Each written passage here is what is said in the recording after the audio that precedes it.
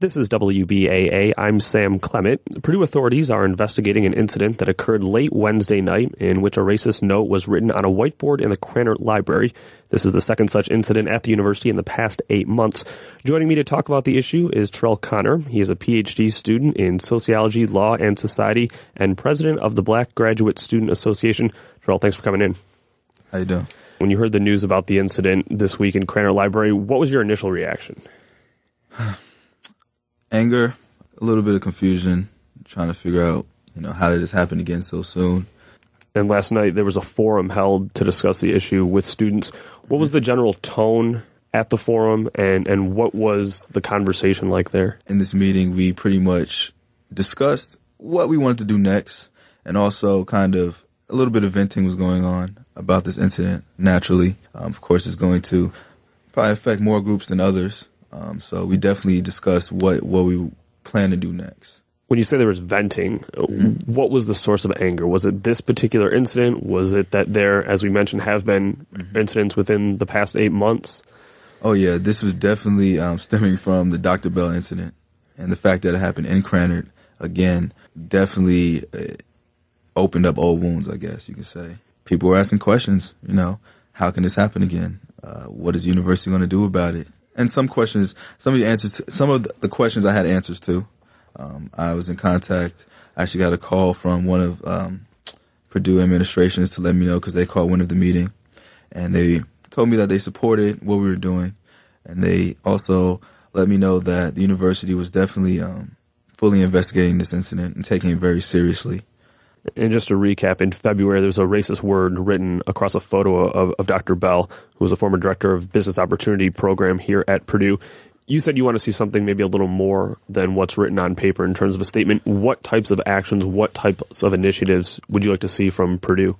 I'm a part of the Purdue Anti-Racism Coalition, so we actually did a petition back in the spring, and we presented it to the Board of Trustees. We did a silent protest, and we got it in their hands.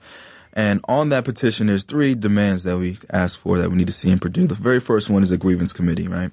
A formal grievance committee where if an event like this occurs, you go to this particular group and they will formally investigate it on the behalf of the university. The second one was just to increase diversity here as far as domestic minorities are concerned. And then the final one was to institute a mandated course for all first years and transfer students that talks about issues of race and racism, to educate. These issues, the one Wednesday night and the Dr. Bell issue, have obviously garnered a lot of attention. But just from an everyday perspective, as a minority student on campus, do you feel a sense of inclusion? I mean, is this a place that you feel comfortable on a day-to-day basis?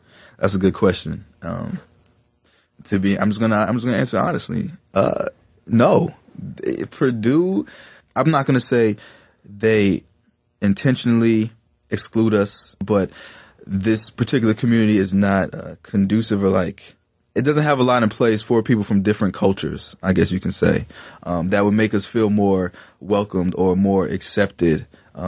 Just to be honest, most of the domestic minorities here do feel like, they understand Purdue as an academic institution and where it stands as far as prestige.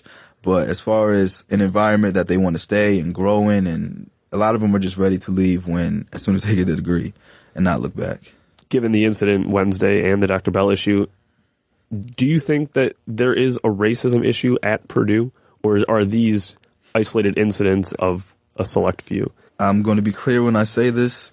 These are not isolated incidences. Not isolated incidences. In the short term, what is the next plan of attack to address these specific incidents? Tuesday, I believe at 7 p.m. in Smith 108. We're not just going to solely leave it to be testimonials, but we're going to leave this forum with a plan of action collectively. So we're going to have students come, faculty come, hopefully major university officials will be there because they have been invited as well, and use this as an open dialogue where we're not just going to talk about the problems. We know it's here, and we know it's here, so we don't need to keep beating that same dead horse. You know what I'm saying? We know racism is here, so we want to say, what's the next step?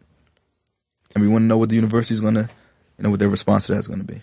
That is Tyrell Connor. He is the president of Purdue's Black Graduate Student Association. You can hear the complete interview online at WBAA.org. Christine Taylor is the vice provost for diversity at Purdue.